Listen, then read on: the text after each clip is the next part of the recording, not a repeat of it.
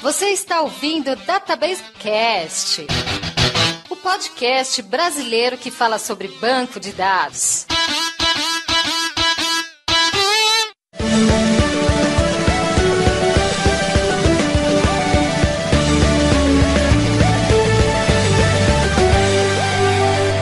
Olá pessoal, meu nome é Mauro Picliani e esse é o primeiro episódio do Database Cast que a gente consegue trazer um participante do Nerdcast. Oi gente, aqui é o Wagner Crivellini e como eu já disse umas 10 vezes, eu nunca tenho medo do backup, eu tenho medo do restore. Olá pra todos, aqui é o Johnny Kane e aquela frase famosa, quem tem um não tem nenhum. For the stars, although they look pretty far, I'm gonna find my own way and take the chance of today. Nesse episódio do Database Cast, vamos falar sobre backup e restore. Wagner, diria que é a principal tarefa de um DBA fazer backup e, se der tudo bem, não fazer o restore? Bom, isso é tão comum, mas tão comum que eu estou fazendo nesse momento, enquanto a gente faz a gravação. E aí, Johnny, tá preparado para conversar com a gente? Vai ser bem legal falar de banco de dados, que é um assunto que eu nunca falei. Então vamos lá. Logo após a leitura de e-mails, comentários e tweets, a gente continua essa conversa aqui com o Johnny, um cara muito conhecido na podosfera e conhece bastante de desenvolvimento e programação.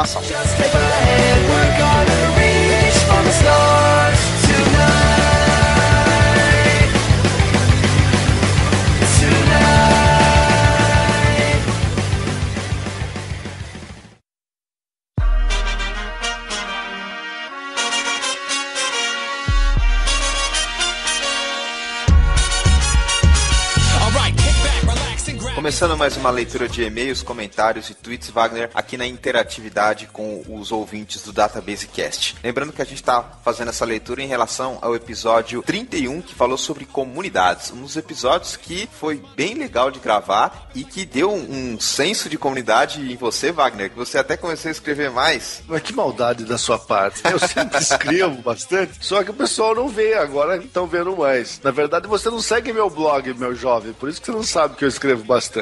Às vezes eu gosto de sacanear um pouco você, porque eu acabo escrevendo mais artigos pra comunidade, pra revista do que você, mas eu sei que você contribui. Alguns avisos antes de a gente começar a pegar um feedback do pessoal. Primeiro, lembrando que quem quiser entrar em contato com a gente, pode mandar um e-mail pra databasecast@gmail.com, pode colocar um comentário no eMasters, assim que a gente publica o episódio, pode mandar um tweet para o @databasecast, curtir a nossa página no Facebook e um item a mais, que é a nossa página no Tumblr. Perfeitamente. Eu criei uma página no Tumblr, que é uma rede social de compartilhamento de imagens. E lá eu coloco todas as vitrines dos nossos episódios e acabo colocando um ou outro comentário de bastidor em relação ao episódio. As pessoas querem saber também alguma informação de bastidor, já que aqui a gente coloca a edição só dos assuntos sérios. Com esses dois recados, Wagner, vamos pular direto para os comentários. O que você separou aí de comentário do episódio 31, que foi bem discutido? Tivemos muitos comentários aí nessa última edição, inclusive dos mais variados tipos, elogios, sugestões, críticas, todo tipo de coisa. Tivemos comentários de figurinhas carimbadas, como o Thiago Calisto, que praticamente todo o programa ele deixa um comentário dele na nossa página. Tivemos também participações aí de várias figuras conhecidas das comunidades, como o próprio Ale Borba, que foi um dos entrevistados, o Fábio Teles, do Postgres, gravou com a gente um episódio sobre história do Postgres. Exatamente. Comentou também sobre esse programa 31, que ele gostou. O Suíça, que gravou conosco sobre o NoSQL, também comentou. Eu encontrei com ele num evento que fala sobre programação front-end com JavaScript, Wagner, aqui em São Paulo. Grande abraço pro Suíça. Se não me engano, ele está até tentando publicar um livro sobre o assunto. Vamos aguardar novidades aí. Se ele publicar, a gente divulga por aqui. Separei aqui o comentário do Leonardo Branco. Ele escreveu que esse foi um dos podcasts mais engraçados que a gente gravou, ele acha que esse aqui, junto com o do Disaster Recovery, foram os mais engraçados. Eu até concordo com ele, cara. Aquele do Disaster Recovery que gravamos com meus colegas lá da IBM, o Humberto Ferreira e mais os outros colegas, também foi muito divertido. A gente tem vários tipos de humor nos episódios. Humor escrachado, humor inteligente, enfim. É legal quando sai naturalmente. A gente não se esforça, mas obrigado pelo comentário, Leonardo. Também tivemos o comentário do Ivan, que gostou do episódio, e sempre deixa algum comentário aqui. Ele não gosta das suas piadas, Mauro, mas eu falei pra ele pegar leve contigo da próxima vez. Tem gente que gosta e tem gente que não gosta. Na média, a maioria gosta. Exato. O Cliff Bernaldo, ele escreveu: opa, terminei minha maratona, o podcast de vocês é excelente. Pô, eu tava pensando aqui comigo, se ele escutou todos de uma vez, e são 31 episódios, uma média de 1 hora cada um, dá um dia e mais 6 horas escutando o podcast direto. A sua média tá bem boazinha, porque na verdade tá mais pra perto de 1h30, eu acho. Agora que estamos voltando a tentar fazer episódios mais curtos, e eu acho que a galera tá gostando. Recomendamos que todos os ouvintes novos escutem todos os episódios, com exceção do primeiro, mas não façam isso de uma vez só. É que nem um bife. Quando você vai comer um bife gigantesco, você não bota um pedaço na boca. Você corta pequenininho e vai comendo devagar. Só o Fred Flintstone, que era do meu tempo, que botava aquele filé de brontossauro pendurado no carro. E tivemos também um cara comentando do Gangnam Style, que tava perdido na gravação. Aí eu expliquei, cara, a gente tava gravando com você na Campus Party, começou a tocar isso bombando no meio da gravação, aí saiu a piada sem querer. E na edição a gente esqueceu, deixou fora o som do Gangnam Style que tocou lá, Mauro. Foi por isso que o pessoal não entendeu a gracinha que aconteceu ali no meio. Vou te falar uma coisa agora que você não sabia. Sabe o Johnny Ken que gravou esse episódio aqui com a gente? Sei sim.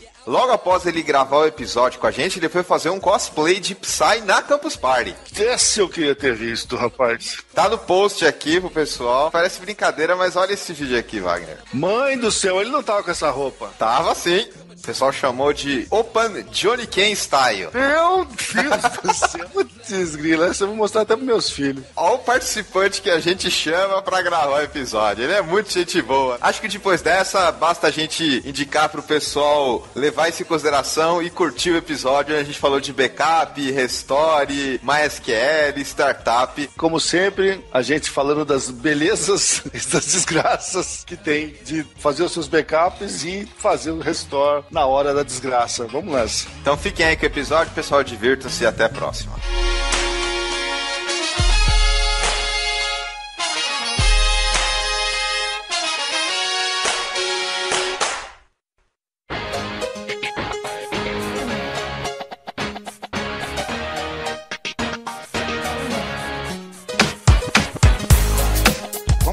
A gravação do nosso episódio, a gente vai falar sobre backup e restore, mas primeiro vamos apresentar o nosso convidado. Muita gente talvez não conheça e vamos lá. Quem é Johnny Ken, o homem das 1000 faces, e também como você começou a trabalhar na área, com programação, banco de dados, você chegou a fazer faculdade? Eu queria ser professor, então eu fiz biologia. Em 95 começou a internet comercial aqui no Brasil. E eu comecei a fazer as páginas, porque antigamente era HTML puro, não tinha programação, não tinha nada. Você fazia o código, F5, apertava aquele fundo cinza da internet. Só que daí teve um trabalho que era 25 anos de pós-graduação na faculdade que eu trabalhava. E eles queriam fazer um projeto que envolvia você encontrar onde as pessoas estavam e falar o que eles faziam hoje em dia. Meu, isso não dá pra fazer HTML. E aí um amigo meu, que era programador, ele falou, por que você não tenta fazer em PHP e banco de dados? Então foi aí que eu comecei a trabalhar com PHP e banco de dados 2000 e alguma coisinha, 2001, 2002. Mas peraí, Johnny, você já tinha alguma base, lógica de programação? Fazia algumas coisas em Flash, mas também era mais animação do que programação. Era mais HTML puro, não seja programação nenhuma, assim. E PHP me introduziu ao mundo de programação e com PHP, obviamente, o banco de dados MySQL. Wagner, mais um profissional que veio de outra área, dessa vez biologia. É, rapaz,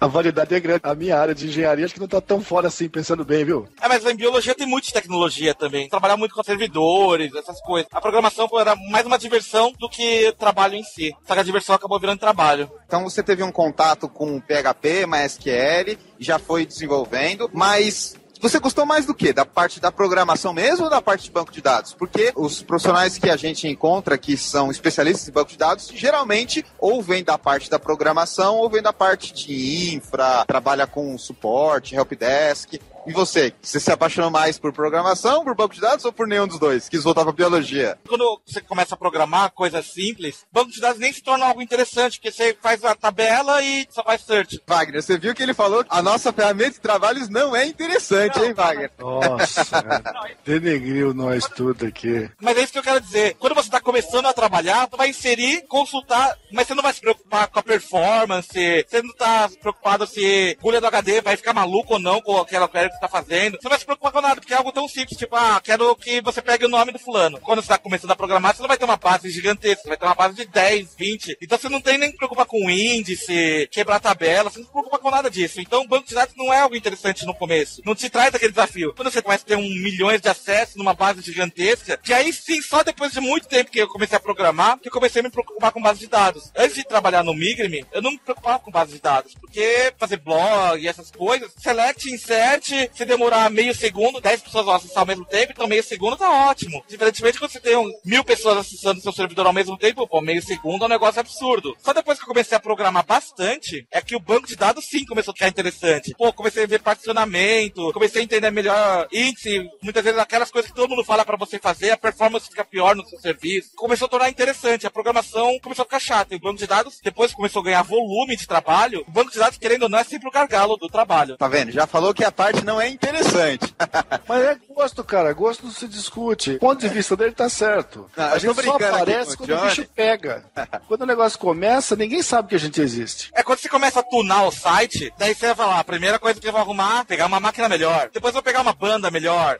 Vou enxugar o código. Só que depois você faz várias coisas que chega no ponto que é o banco de dados que é o gargalo da situação. E aí você tem que começar a trabalhar banco de dados. Você começar a trabalhar, pesquisar a respeito, ou contratar profissionais que conseguem fazer melhor serviço. Porque normalmente vou só aumentar o processamento para ficar mais rápido. Isso muitas vezes não resolve. O gargalo tá no banco de dados. É aí que você tem que começar a trabalhar, estudar. E é aí que o banco de dados começa a ficar legal. Isso é um cenário muito comum nas empresas do tipo startup, que elas começam com um desenvolvimento de tecnologia web e tem uma necessidade muito grande de desenvolver muita coisa em pouco tempo. Então, às vezes, eles optam uma opção mais simples, e isso que o Johnny Kay falou. Às vezes não dão tanta atenção com o banco de dados quanto deveria. E aproveita, Johnny, e fala um pouco do Migrime, que você citou aí, talvez alguns dos nossos ouvintes não conheçam. Você conhece o Migrime, Wagner? Não conhecia, rapaz. Entrei no site agora pra ver como é que era e muito interessante. Não sabia que existia um desse no Brasil. O Migrime atualmente é o maior encurtador de URL brasileiro. Por um bom tempo no Twitter, era a segunda URL que mais aparecia no Twitter, só perdendo pro Bitly no Brasil. Tinha mais até que o YouTube. Hoje, por exemplo, a gente tem uma média de 60 redirecionamentos por segundo. Então, a cada segundo, 60 pessoas passam pelo nosso servidor. Imagina no banco de dados como é que fica um negócio louco, que a gente grava URLs desde fevereiro de 2009. Então, tem aqueles caras que tem URL de 2009, clica e até hoje ele é redirecionado. O banco é muito grande. Aí você pega todos os tweets, pega um tweet que você tweetou em 2010. Se você usou o link Migrime, ele tá lá no seu bookmark. Então, é uma base gigantesca. Hoje tá por volta de 100 GB a base de dados. Em MySQL mesmo? MySQL. Você poderia aproveitar e detalhar um pouquinho pra gente? Não sei se você ainda é responsável por essa parte ou se está atualizado.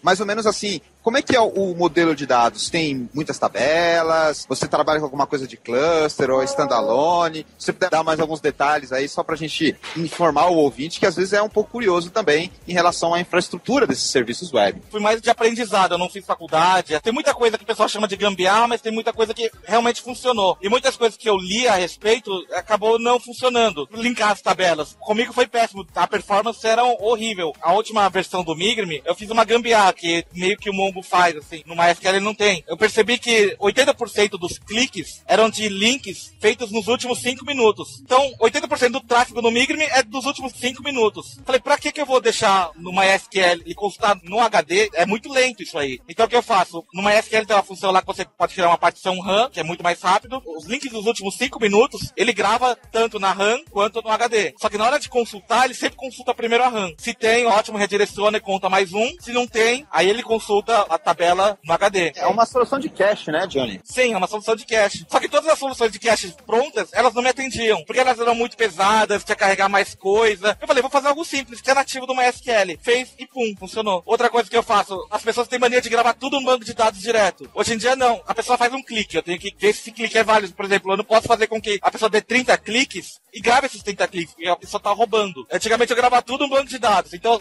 esse IP já foi clicado nos últimos 3 minutos, aí tinha que consultar e tal. Era perda de performance. O que eu faço hoje? Todo mundo que clica, ele não vai no banco de dados, ele grava num TXT que fica dentro da RAM também. E aí eu pego todos esses TXT do último minuto, processo eles todos, e depois de processado, aí sim eu gravo no banco de dados. Então eu não faço uma consulta se o cara já clicou antes. Não, eu pego todos os cliques, se o cara tem clique repetido, eu ignoro, e daí eu gravo no banco de dados. Então, sei lá, de 1000 cliques, eu reduzo para 100. E essas 100 consultas que vão para o banco de dados, que é bem mais limpo. Wagner, você percebeu aí que não é um uso assim direto com o banco. Ele tem um, digamos assim, um mecanismo que está ali antes do banco para fazer até um certo processamento para chegar lá. O que é interessante do que ele está falando é do acesso online real time. Pouca coisa tem em banco de dados de verdade que fica online real time.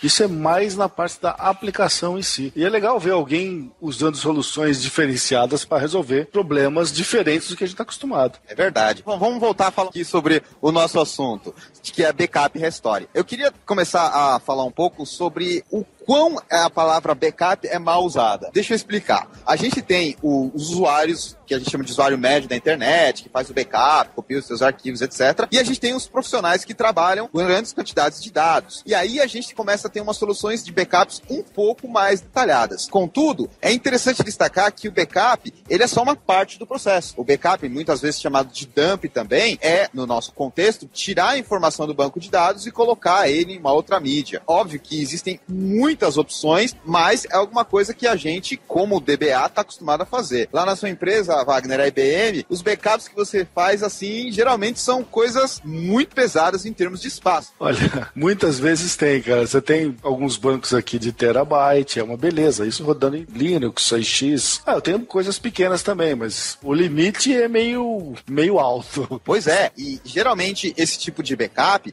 ele é, como eu disse, um pouco diferente e mais complexo do que simplesmente chegar lá e copiar um arquivo. E isso é uma coisa que a gente tem que pensar desde o começo do desenvolvimento da aplicação, porque a tendência é que cada vez mais o banco armazene dados e cresça e tenha cuidado com o backup. Vamos lá, Johnny. Quando você começou a desenvolver, não só o Migrim, os outros serviços também lá do Kingo Labs, já tinha alguma coisa de backup ou foi uma daquelas coisas que seguiu essa linha que você disse? Eu vou começando a fazer aos poucos e depois eu vou agregando conforme o serviço for evoluindo. Falar da minha experiência no Migrim. A gente contratou o serviço da Wallhost. E eles têm um serviço que é de manutenção do servidor. Então eles fazem tudo. Pra gente facilitar, porque a gente não precisa contratar uma pessoa exclusiva pra isso. E também a gente ganha em facilidade. A gente tem um funcionário, o cara resolve ir embora. A gente tem que contratar outro funcionário, treinar, não sei o que. Lá não, a gente deixa na mão deles e funciona. Só qual que é o problema? O banco de dados começa a crescer. E o trabalho deles de backup qual que era? Era fazer um dump. Lembrando que dump aí, no caso, é tirar as informações do banco e gravar. Pra simplificar, vamos chamar só de backup, que é o termo mais atual. Dump, às vezes o pessoal usa até lá no mainframe. A princípio, uma questão semântica, mas tem uma diferença. Então vamos padronizar só o backup. Acho que cabe no que eu vou explicar. Porque eles faziam o dump da base inteira. Conforme foi crescendo a base, isso começou a deixar o sistema fora do ar. Porque quando você está fazendo o dump, o HD fica lento. Uma consulta que normalmente demora 0,1 segundo, acaba demorando 0,5. E isso começa a acumular a fila. E aí chega uma hora que bate 200 conexões, que é o limite que a gente impõe, e aí o banco cai. Eles faziam o backup no horário comercial, aí chegava às 5 da tarde, começava o backup, às 5 e 10 o Migrim caía. Por quê? Porque o esquema, que é o dump, que é você usar o comando dump, MySQL dump e tal, ele travava o nosso sistema. Daí a primeira coisa que a gente fez, de urgente, é... Vocês podem fazer o backup às 5 da manhã, porque daí cai às 5, poucas pessoas reclamam. Imagina um serviço que tem 60 redirecionamentos por segundo, você tira 1 minuto fora do ar e é muita gente reclamando. Daí a gente falou, vamos fazer esse esquema, vamos fazer de madrugada. Só que daí começou a base ficar tão grande que 8 horas da manhã o sistema estava em backup ainda. E as pessoas acordando, olhando os links, não conseguindo clicar. Daí a gente começou a fazer outra coisa. Peraí, vamos fazer algo mais inteligente. Então se tiver muitas conexões simultâneas, a gente faz um banco espelho lá nos Estados Unidos. Se tiver lotado, aí o cara cai no espelho, e aí, beleza, redireciona. Só que aí começou que o espelho não conseguia sincronizar, que eram muitas pessoas criando os links ao mesmo tempo. Então aqueles 3 minutos de link que as pessoas clicam, não estava espelhado. Então caía e o espelho não funcionava. A gente arrancava os cabelos por causa disso. Era muito ruim. Pelo que você comentou aí, eram 2 problemas. O primeiro, que o backup estava atrapalhando as operações, por ser demorado e por outras características. E o segundo é que a solução de espelhamento que vocês colocaram para resolver o primeiro problema também não deu certo. E aí você acumulou um problema depois do outro. Sim. De madrugada você resolvia, mas em dia, durante o horário comercial, não, porque ele espelhava a cada 1 minuto. E esse 1 minuto não era suficiente pra ele pegar os links dos últimos minutos. Isso acontece porque é um tipo de backup que você colocou que é o mais simples, tem todas as configurações padrões e faz um dump. Sim. Você já teve alguma coisa assim de problema nesse sentido, Wagner? O backup começar a atrapalhar as operações do banco de dados? Olha, não chegou a atrapalhar porque foi previsto de tal maneira que minimizasse esse problema. Mas pelo que o Johnny está falando, fazer backup full no meio da tarde é uma temeridade. Você vai derrubar o usuário com certeza. Isso não se faz, né, cara? O prestador de serviço faz um treco desse, é brincadeira. Assim, por favor, não leve a mal, Johnny, mas é que, como eu já comentei, tanto eu quanto o Wagner, a gente está acostumado com bases aí de centenas, não milhares de gigabytes mesmo, servidores espelhados, cluster, e a gente tem uma preocupação bem grande com isso. Agora, a gente entende que está num ambiente de hosting, que tem toda essa necessidade de fazer o serviço ir para o ar o mais rápido possível. Não, a sacanagem é o administrador de hosting fazer uma coisa dessa com o cliente dele, pelo amor de Deus. Ele tinha a obrigação de saber que isso ia acontecer.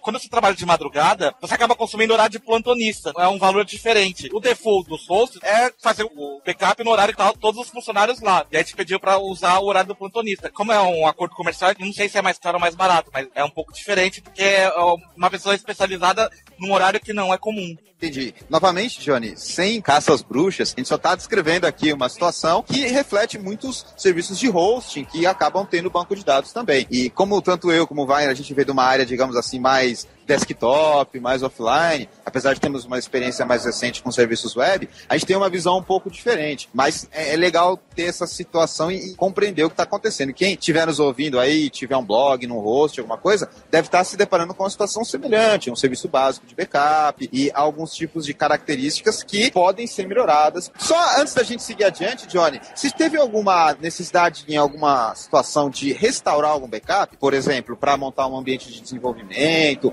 ou para pegar algum dado, alguma coisa assim, não emergencial, mas para aproveitar que já tinha o backup lá e você queria pegar os dados? Eu tenho dois servidores. Um servidor que é o servidor que só cuida de redirecionamento, o outro servidor que cuida de tudo. As pessoas podem falar, por que você não usa um servidor de HTML e outro de banco de dados, que é como as pessoas fazem? Não dá certo. Quem ocupa mais processamento no Migrm é o bookmark, não é o redirecionamento. E quando o bookmark caía, ele matava o redirecionamento também. Então, ou seja, o pouco matava a funcionalidade principal. Por isso a gente toma a decisão de separar redirecionador e bookmark, dois bancos diferentes. Aí se o bookmark caía, azar, porque o bookmark é importante, mas não é o importante para a grande maioria dos usuários, porque a gente separou. Foi bem diferente que todo mundo falava pra gente fazer, não, faz um servidor Apache e outro banco de dados, porque é melhor performance. Pra gente não funcionou assim. Tô percebendo, Johnny, e eu acho que você vai concordar comigo, que você, assim, apanhou muito no começo, e seguia algumas receitinhas de bolo pronto e via que não dava certo. Foi uma coisa, assim, meio penosa, pelo menos a princípio, quando você se frustrava de pegar uma melhor prática pro banco de dados, tentar na prática não funcionar. Que é o default que todo mundo faz. É óbvio que você vai testar isso. Você lê livros, especialistas, próprio analista, ele fala, ó, o seu caso é esse caso, coloca banco de dados e Apache. E a gente coloca no ar e ele se depara com esses problemas que, tipo, ninguém imagina. É um serviço tão específico que é diferente. Pois é, isso deve ser muito frustrante. Aquele negócio que todo mundo recomenda, faz assim que dá certo pra todo mundo, só não dá pra gente, né? Só fazendo um parênteses, esse negócio de acessos e aplicações web muito grandes, quando a gente começou a trabalhar com isso,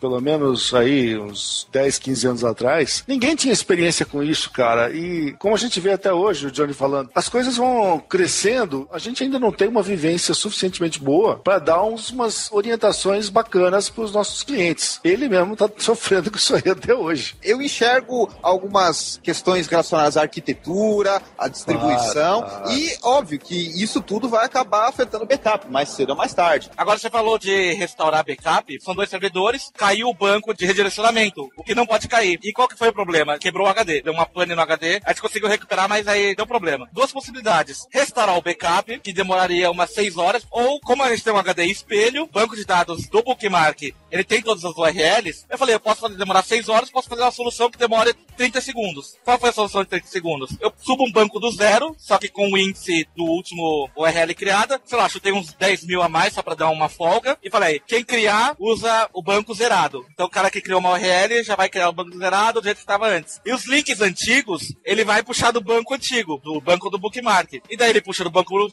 Bookmark, grava do banco do redirecionamento e redireciona automaticamente. Então fez uma solução de 30 segundos e que resolveu o meu problema. Enquanto isso, na madrugada, fico subindo o backup para alimentar o banco e funcionou assim, 30 segundos resolveu o meu problema. Então foi uma solução emergencial para colocar no ar o serviço de novo, e conforme o tempo for passando, você vai fazendo com um pouco mais de calma o restore, que é a partir do backup que você tem. Porque 6 horas para subir o backup, 6 horas é o fim do migrime. Fiz uma solução de 30 segundos e funcionou. I'm not too young, I'm not too old.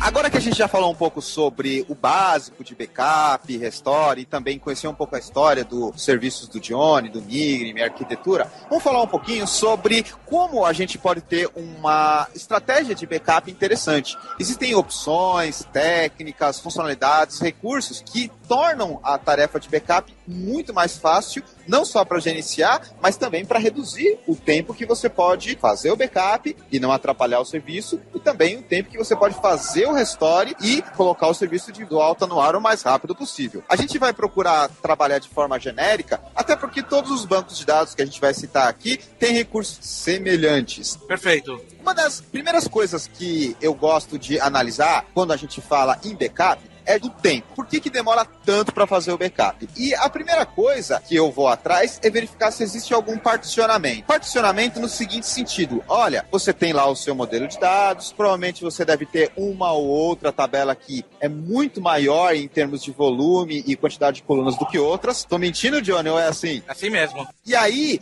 já que você identificou isso, a ideia é você separar essas tabelas em arquivos de dados, e aí a nomenclatura pode variar para cada banco de dados. No SQL Server File Group, no Oracle é Table Spaces, no IBM também tem um nome específico para isso, no DB2 mesmo, no DB2 também é Table Space. Table Space. E a ideia é que você pegue e já coloca essas tabelas, digamos assim, principais em Table Spaces separadas. Porque existem opções tanto de backup e de restore que permitem você fazer só o backup daquela Table Space ou só daquele arquivo de dados. Isso já vai reduzir muito o seu tempo de backup, porque as tabelas mais usadas, você faz backup com uma periodicidade diferente das tabelas menos usadas. Então, esse daqui já é um ponto que já vai te dar um desempenho muito bom no seu backup. Contudo, isso exige um planejamento melhor, um particionamento. Wagner, você faz bastante esse particionamento quando você fala em termos de backup? A maioria das aplicações que eu estou trabalhando hoje em dia são aplicações de desenvolvimento. Então elas não têm um volume de dados tão grande assim para que eu precise fazer alguma atividade mais específica no backup. O que eu faço são os backups online, que é o backup que você faz com o banco no ar. No meu caso, o particionamento ajudou muito na velocidade da resposta das queries. O MySQL não tinha isso nativo. Quando ele lançou a versão 4.1 em teste, a partir de agora o MySQL vai dar suporte a particionamento do banco de dados. O processamento do servidor de banco de dados despencou no Migrime. A gente faz backup incremental. Não tem por que a gente fazer todos os dias. Aliás, isso é uma coisa que a gente mudou na programação. Deixar todas as informações na mesma linha, na mesma tabela. Por exemplo, o link, o índice 1, o link, aquilo nunca muda. O que muda são os valores de cliques, que isso muda todo dia. Então não tinha por que fazer backup do link número 1 todo dia. Vamos quebrar essa base. A gente pensou mais no backup mesmo. Vamos quebrar essa base, deixa uma tabela só de links, e esse backup é incremental, e faz uma tabela só de contagem de cliques, e essa aí você faz backup full. Isso reduziu, assim, absurdamente o tempo de backup do Migrime. O Johnny citou duas coisas aí. Um é essa separação das tabelas em file groups, ou table space, ou seja lá qual for o nome, e outra são os tipos de backup, que geralmente também existem. O full, que seria o backup dos dados e da estrutura completo, aí você tem o diferencial, ou incremental, ou outros nomes que podem ser feitos, que fazem o backup em relação à última vez que o backup foi feito, e também os backups menores, digamos assim, que são os transacionais. Isso, óbvio, que varia de banco de dados para cada banco de dados, mas aí são dois aspectos. Um,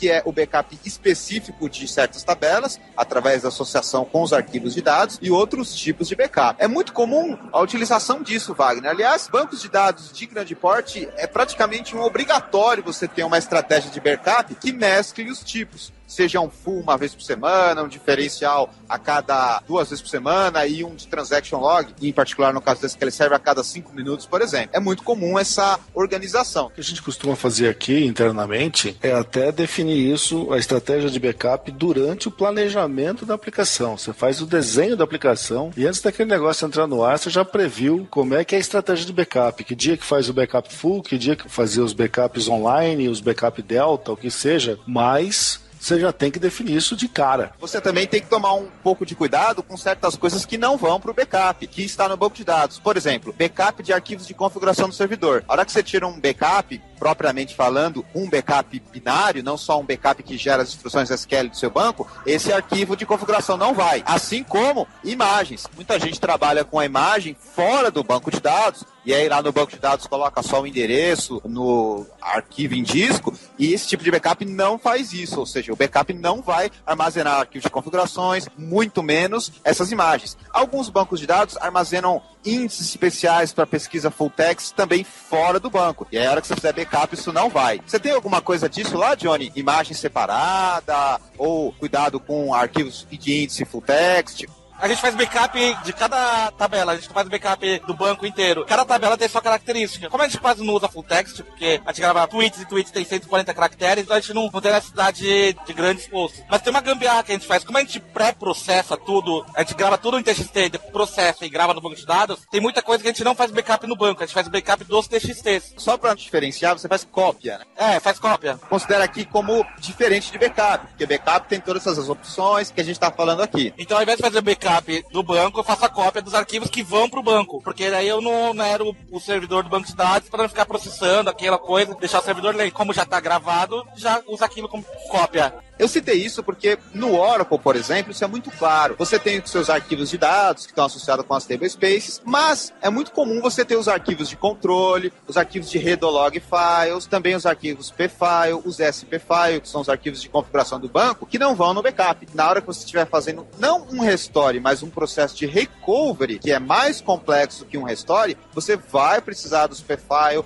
vai precisar dos spfile e os arquivos de controle, que são os arquivos necessários. E em algumas situações até dos read ou log files. Wagner, nos bancos que você conhece também tem uma organização mais ou menos assim. Só o SQL Server que eu acho que você não precisa do arquivo de transaction log quando fazer um restore. Óbvio que isso depende do tipo de restore. Me lembro do SQL Server, você tem as suas opções também. Os outros bancos com que eu trabalho, você sempre tem a opção de usar os arquivos de log para restaurar para uma determinada posição, um determinado instante que te interessa restaurar. Então o controle é de uma granularidade assim que até surpreende. Isso lembrando que a gente está falando dos backups binários, não aquele backup que é simplesmente uma cópia em arquivo .sql texto dos dados. Eu não considero um backup, apesar do Johnny comentou lá do dump, mas isso te dá poucas opções, é difícil de trabalhar com um arquivo .sql de, sei lá, 6 GB. Já os arquivos binários, os arquivos de log, que a gente comentou, você tem a opção de separar tablespace, a opção dos tipos de backup. Existem outras opções que a gente não comentou aqui, por exemplo, compressão, criptografia, colocar uma senha para um backup, para se alguém roubar esse backup não ter como restaurar. Então, existe muito mais do que simplesmente a cópia. Por isso que eu até gosto de diferenciar. Quando a gente está falando em banco de dados, em particular banco de dados relacional, você tem aí 30 anos de evolução de tecnologia de backup que vai muito além da cópia. Apesar que eu entendo que certos serviços simples, como a gente comentou, simplesmente usam lá um dump que gera um arquivo .sql com todas as instruções insert e create tables e considera isso como backup. É importante diferenciar e deixar claro porque existem níveis diferentes de backup para que você tenha níveis diferentes de restore de acordo com o seu serviço, do seu banco de dados. Vamos falar agora sobre as opções que a gente tem de armazenamento de backup, antes de falar do restore. Hoje em dia é muito comum, quando a gente fala em bancos de dados de serviços de missão crítica, fazer backup em fita, o famoso backup to tape. E, inclusive, existem tecnologias como o robozinho que tira a fita, um hardware especial que é um tape loader e uma série de opções para você trabalhar com backup em fita. E a gente está falando aí de LTO4, que armazena dezenas de teras e não só isso, também tem uma velocidade de leitura e gravação muito superior até os drivers SSD, que são a coqueluche aí do momento. Geralmente a gente usa isso. Não sou eu que administro essas fitas, mas os backups das nossas bases geralmente vão para fita sim. O seu serviço de hospedagem fornece algum tipo de recurso em fita, Johnny? Ou isso é transparente para você? Não, atualmente quem cuida do backup sou eu. A gente faz a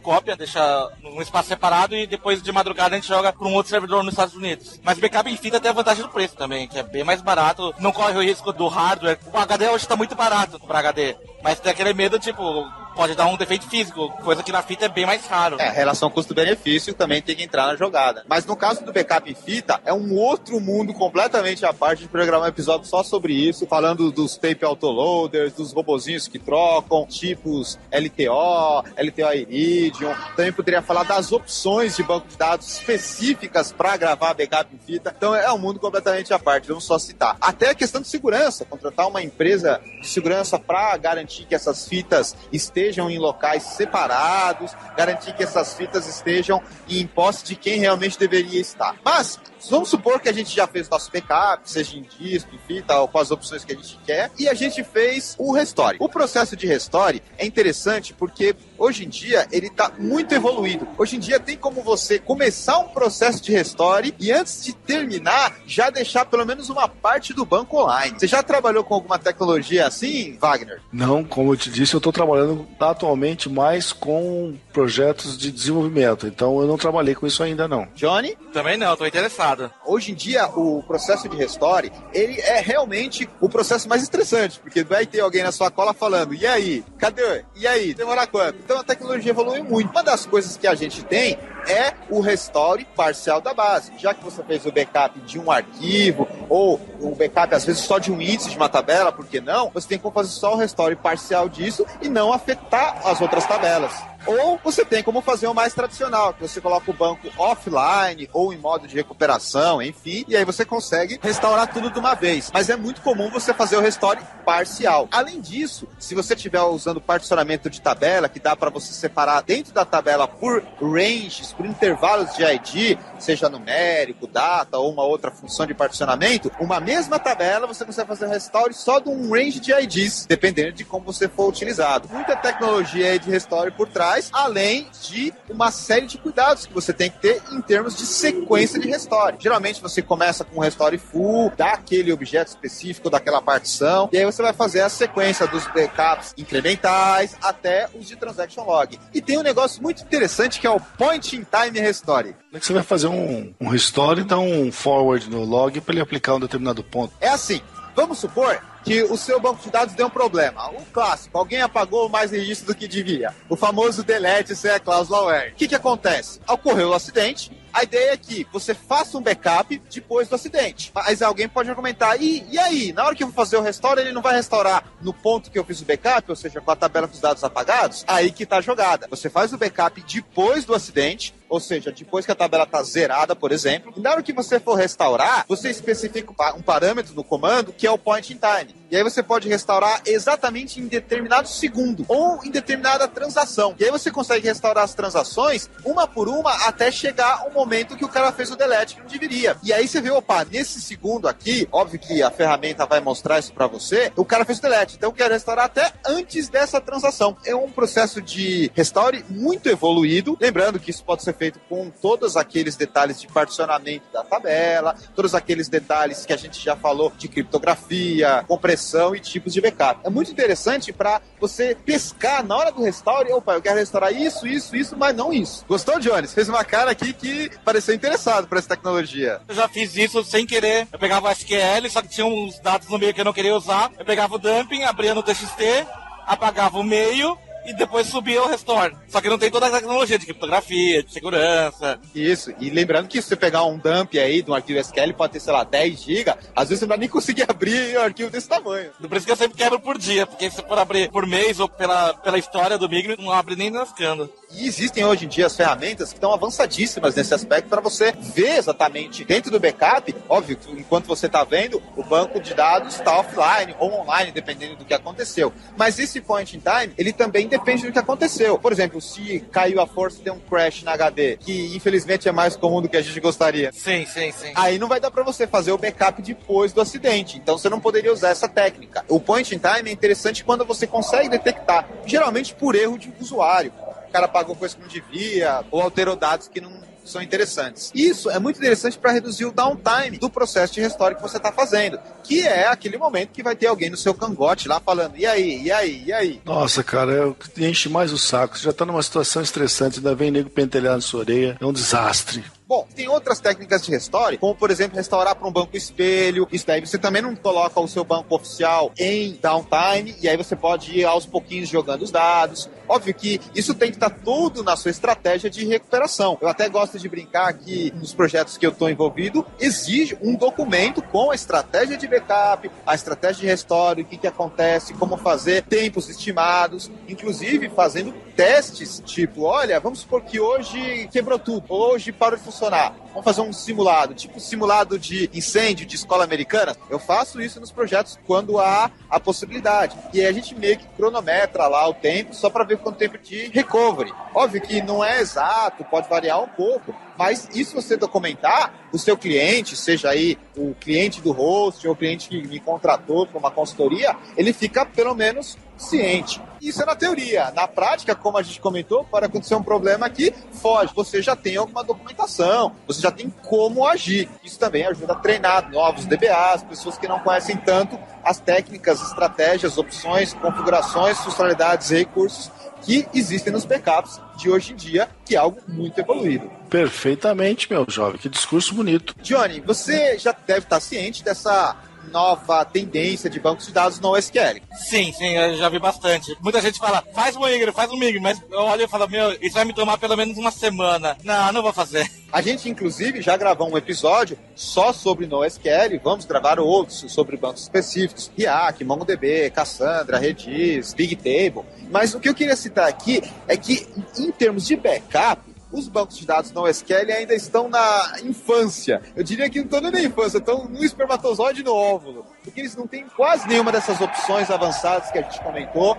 Basicamente é cópia de arquivo. Às vezes é fazer aquele dump que você gera as instruções. E aí, no caso, não seria um SQL, seria, por exemplo, um JSON, ou seria um outro formato, que é muito difícil de você manipular e tem um processo de recovery consistente. Então, fica um recado aí para a comunidade no SQL, eu respeito o pessoal, sei que são produtos que estão começando, que tem muito a evoluir, mas deem um pouco de atenção à estratégia de backup, pessoal, porque isso faz o banco de dados ficar com um aspecto mais corporativo.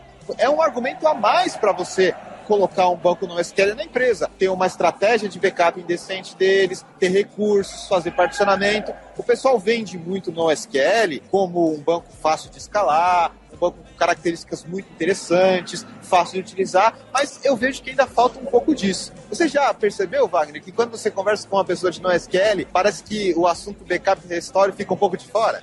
Eu não tive oportunidade de conversar sobre isso, mas você me deixou com a pulga atrás da orelha. Eu preciso bater um papo e conhecer um pouco mais, porque realmente nunca ninguém chegou pra mim nesse nível de conversa. E é importante, porque backup e restore, o Johnny tá aqui pra testar, que é uma coisa que não é opcional, não é acessório. Tem que ter, e tem que ter os recursos que eu comentei aí, 30 anos no modelo de banco de dados relacional, diversas tecnologias de backup e restore, que o pessoal de NoSQL tem que acabar incorporando aos poucos. Tá evoluindo, eu estou em contato com algumas pessoas, principalmente a comunidade do MongoDB, e o pessoal tá andando passo a passo, mas tem muito feijão com arroz para comer ainda. Como toda tecnologia nova, com os problemas que vão aparecendo, vão surgindo as novas tecnologias. É por isso que eu nunca compro gadget de primeiro lançamento. É uma coisa que a gente quer ver, que eles tenham tecnologias, em particular de backup e restore, tão boas quanto as tecnologias de SQL, que, como a gente já viu, já estão muito evoluídas. Não, perfeito. Na verdade, eu preciso entender mais o NoSQL primeiro para ver essa parte de como é que funciona o backup dele. Como normalmente eu trabalho com .SQL, então acho que no caso deles seria a mesma. Mas como vocês trabalham com coisa mais avançada, aí deve fazer uma diferença brutal. É a própria evolução do produto que o mercado exige. Você tem aí tecnologias como, por exemplo, o DB2 do mainframe que o Wagner trabalha há um bom tempo, eles exigem esse tipo de solução corporativa e envolve técnicas avançadas de backup e restore, muito mais do que fazer um dump lá, gerar o SQL e um arquivo TXT, porque você está, afinal de contas, mexendo com um dos principais bens da empresa, que são os dados. Se você perdesse todos os dados dos seus serviços hoje, Johnny, o que você fazia? Pular da ponte pelado? Sentava, chorava. Pois é. E isso é algo que, inclusive, as empresas são compradas, quando a gente fala em termos de empresa de internet, por causa dos seus dados, por causa das suas bases de clientes. Então, efetivamente, muitas vezes, quando uma empresa compra outra, é por causa da base de clientes, por causa dos serviços. Óbvio que tem toda a comunidade, a tecnologia por trás, mas os dados estão aí junto quando a gente fala de aquisições, às vezes amigáveis, às vezes não tanto.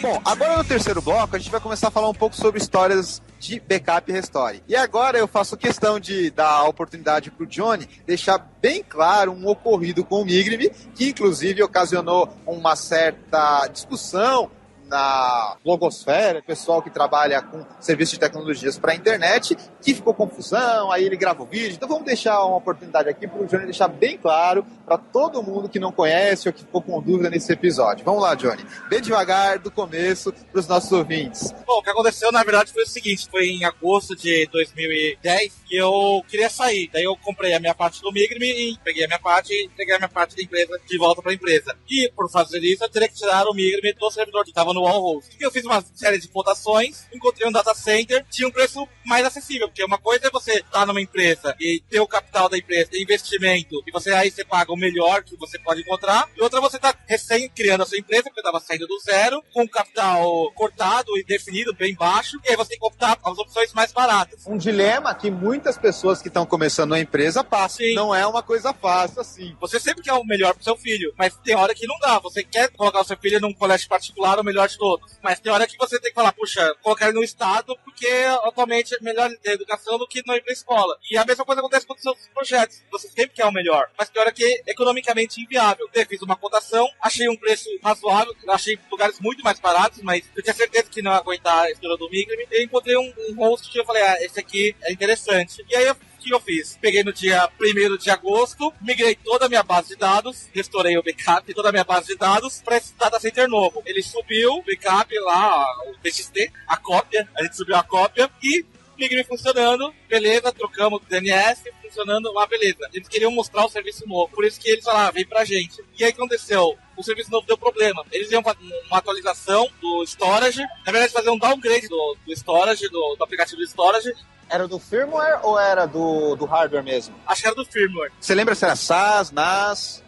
Não lembro. E aí o que aconteceu? Eles fizeram o downgrade, eu imagino, não sei, chutômetro meu, o cara deve ter feito o downgrade e apareceu lá, você deseja formatar esse HD ou alguma coisa do tipo? E o cara disse sim, porque até onde eu imagino não deve ter sido algo físico, se ela não quebrou o storage, porque era novo. Daí ele me mandou um SMS e falou, não, Johnny, o downgrade deu problema, mas estamos tentando recuperar. Só que aí não recuperou o HD, os dados simplesmente surgiram. Quando você recebeu esse e-mail assim, deu aquele frio na espinha, Johnny? Deu uma palpitação na verdade assim? eu tava tranquilo. Daí eu falei, então sobe o backup. Daí eu falei, o backup tava no mesmo storage, aí eu fiquei puto. Isso deixa qualquer um puto. Pelo amor de Deus, é de matar do coração. É deixar todos os ovos na mesma cesta. A explicação oficial que eles deram é que tinham 2 storages, só que um tava preso na alfândega. Mas eles mesmo assim eles lançaram o serviço e beleza. E obviamente a gente nunca imagina que vai acontecer. 2 dias de serviço. Johnny, eles deram pra você um prazo, alguma informação ou falaram, estamos fazendo? Eles falaram que ia mandar os HDs do storage para um expert em Minas que ia restaurar os arquivos. E isso já tinha T0 mais quanto? 6 primeiras horas. Uma coisa é você pegar um HD formatado e tentar recuperar uma foto, que é um arquivo de, sei lá, 1 mega. Outra coisa é você tentar pegar um arquivo de 100 mega e tentar recuperar achando que vai recuperar todos os clusters. Tipo, é impossível. Você vai perder algum pedaço e no banco de dados, se você perde um pedaço, trava todo o banco. Engraçado que o storage, dependendo do nível de RAID que você tenha, é justamente para isso. Mas como você falou que foi um upgrade de firmware, provavelmente o storage inteiro foi parado e aí não entrou a alta disponibilidade do próprio hardware. Foi um downgrade, então eu imagino que eles devem ter feito um upgrade, deve ter travado alguma coisa e fizeram o downgrade e aí que deu o pepino. Foi nesse momento que você gravou o primeiro vídeo? Sim, eu pensei, todas as empresas, o que elas fazem? Fazem um documento, estamos vindo por meio desta informar que o serviço deu problema, sobe aquela carta padrão, Ctrl-C, Ctrl-V, que deve ter até no Word, pra você só mudar o nome. Deve ter até template no Word pra você usar. Eu falei, isso não dá certo, porque eu tô trabalhando com os dados do usuário, embora seja um serviço gratuito, são os dados do usuário. Então, nada mais justo, e os vlogs estavam bombando, eu falei, eu vou dar minha cara a tapa. Peguei, coloquei a câmera e falei, vou gravar um vídeo. Porque até então o site devia estar fora. E você talvez devia estar recebendo e-mail ou o suporte ligando, alguma coisa assim. Foi Trend Topics mundial. Migrime fail, 2 Trend Topics. Migrime fail, caiu o Migrime. Arranho na imagem, que o pessoal fala. Sim. O pessoal de marketing devia estar assim, desesperado. Pessoal de marketing vulgo eu, a empresa tem eu. Eu já passei por isso. E aí, o que aconteceu? Eu fiz o vídeo, caiu na Folha, todos os sites de tecnologia linkaram o vídeo, mostraram o vídeo. Seu vídeo é muito depressivo, Johnny. Sim. Se você tá passando por uma fase difícil na sua vida, não assista o vídeo de Johnny. Só falta, assim, o zoom na lágrima. Como teve uma divulgação muito ampla desse vídeo, isso caiu no UOL. E o pessoal do UOL foi lá se mexendo, falou, quanto tempo o Johnny saiu daqui? Ah, saiu há 3 dias. Você não quer verificar se não existe nenhum backup do sistema? Daí eles falaram, vamos ver. E como eu ainda não tinha assinado a minha saída do UOL, não tinha desligado o servidor, teoricamente ele tava lá funcionando, só que com o DNS apontado pro meu servidor novo. Então ele tava lá. Daí o pessoal do UOL ligou e falou, Johnny, são 3 dias que você vai perder de dados, mas todos os dados... Tá, mas o pessoal do UOL, muita gente boa, por sinal, que não é todo tipo de fornecedor que faz isso, ele entrou em contato com você com T0 mais quanto? Nas 6 horas. Eu subi o vídeo, começou a repercussão, eles iam fazer o downgrade às 3 da manhã, às 8 da manhã o Migrime não tava no ar, eu pedi pra eles ver o que aconteceu, acho que às 9 da manhã recebi o SMS que tinha perdido o backup, 1 da tarde eu fiz o vídeo, às 4 da tarde o UOL já tava me ligando. Você já devia estar com uma olheira e sem dormir. Passou do estágio da raiva, né, Johnny?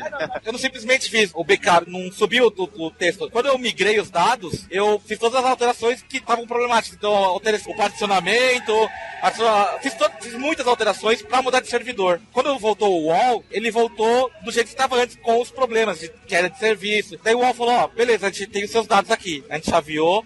Só que eu falei, peraí. Já que caiu e tá todo mundo falando, nada impede de eu perder mais um dia, mas vou refazer ele do zero. E eu refiz o Migrime de novo no UOL, já do jeito que eu tinha migrado. Mas o que eu fiquei pé da vida é que eu tinha varado a noite pra fazer a migração, pra tunar, e aí quando caiu eu perdi todos esses 2 dias que eu varei a noite. Eu tava com olheira porque eu tinha varado a noite fazendo esses tunings. Olha só, isso é muito frustrante. De repente ocorre um erro que você ficou vendido. Você não podia chegar lá e bater na porta de alguém, como eu falei, ficar no cangote do pessoal, e aí? Você tava numa situação que tava completamente na mão deles. O seu ex-fornecedor que você tava trocando te ajudou bastante. Como eu não tinha cumprido o contrato, o servidor tava online, ele falou, tem todos os dados aqui. Só que qual que é o problema? O servidor era da minha ex-empresa, que eu saí. Daí pedi autorização deles pra poder usar o servidor por mais algum tempo, e o UOL me propôs uma parceria, já que a gente viu que você é um site muito querido na internet, eu achei que as pessoas iam me xingar, mas as pessoas entenderam. Talvez pelo vídeo ou sei lá qual que foi, as pessoas entenderam. E o UOL falou, então a gente vai tentar fazer uma parceria, a gente faz bem bolado, você não vai ter o ônus que a empresa tinha, porque a gente sabe a situação, sabe o seu projeto, e você pode dar visibilidade pra gente. Então a gente fez uma parceria, e aí o custo pra mim ficou bem mais baixo, eles me deram servidores novos, e aí ficou tudo uma beleza. E o pessoal do novo host, eles te deram um retorno, eles ficaram bravos que você voltou? O que teve em termos de compensação? Como é que foi a resposta deles quando viram que você virou a chave pro seu fornecedor antigo? Paguei um mês,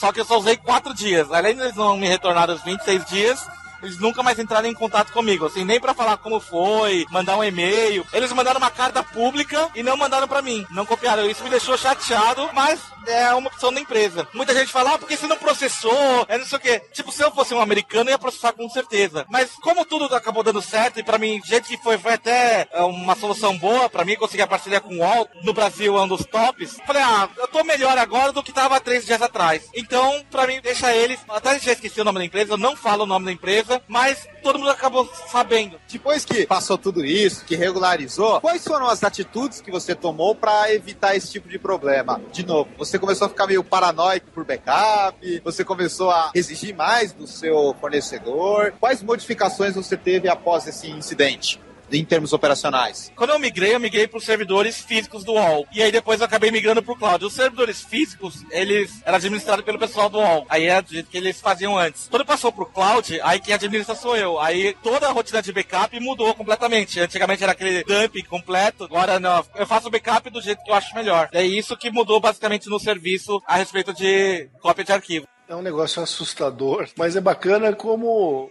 receber o suporte dos clientes, né? Isso é um negócio muito bacana, cara, porque tem gente que se queima com um negócio desse e, pelo jeito, ampliou a divulgação dos sites também. E eu lembro que, na época que aconteceu, entre o serviço ficar fora e você gravar o primeiro vídeo, aconteceu muito boato, como você até falou, foi lá pro Trend Topics, do Twitter, e aí falava-se cada coisa, provavelmente algumas pessoas deviam estar querendo ajudar, outras pessoas deviam realmente estar querendo falar, ainda bem que caiu. Sempre tem alguém que joga contra aí no meio. Mas você tem que tentar ser meio que isolado do que está acontecendo. Você tem que ser focado no trabalho. Sim. Quando você trabalha na internet, a primeira coisa que você tem que aprender é saber separar a crítica construtiva da destrutiva. É você pegar o que o cara tá te xingando, a parte boa, e ignorar que ele tá te xingando. Pegar a crítica. Quando você trabalha na internet, principalmente quem trabalha com vídeo no YouTube, ou blogs, que é comentário aberto, ele tem que aprender a filtrar isso. E como eu vim de blogs, eu já tava muito calejado com isso. Então as críticas, eu ouvia a parte construtiva e ignorava o resto. Mas tive muita mídia por causa dessa queda do Migrime,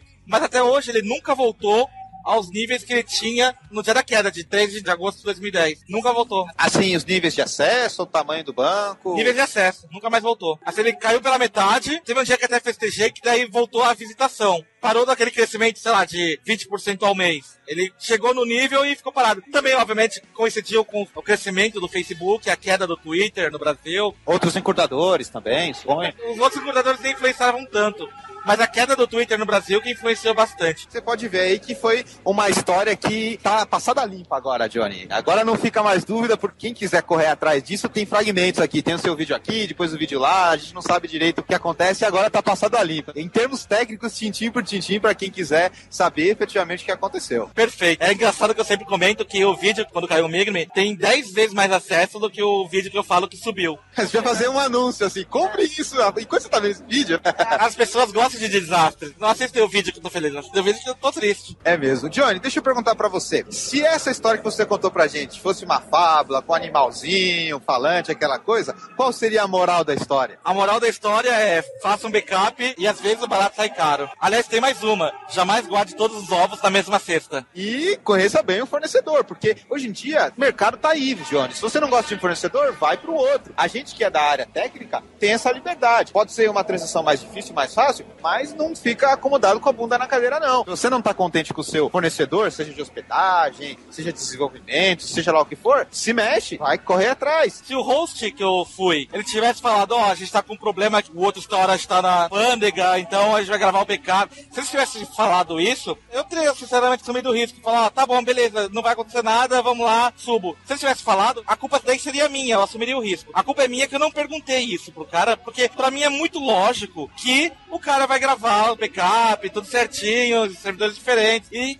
o lógico nem sempre é tão lógico assim. O meu erro foi não perguntar pro cara se o backup tava ok. Porque pra mim o backup toda empresa faz, é super comum, e não aconteceu isso. Fica de lição aí pra quem está nos ouvindo e tem um cenário semelhante, com hospedagem, alguma coisa assim, exija do seu fornecedor transparência em relação a esse tipo de coisa. O que você faz de backup, como não é, você tem aí algum tipo de timing que você pode me dar, o que eu tenho de garantia quando ocorrer um desastre. Porque, como você falou, você provavelmente não estava esperando nenhum. Você estava 2 dias trabalhando, Johnny, e torcia para entrar mais rápido possível as suas modificações. E aí aconteceu tudo isso. Então, dá uma agulhada lá, uma espetada no seu fornecedor, veja o que ele tem, o que ele não tem, e não se acomode. Se você não estiver satisfeito, corre atrás do outro. Wagner, a gente não falou muito aqui, deixamos o Johnny Ken expor a situação dele. Não, quem não falou muito fui eu, você falou pra caramba, rapaz.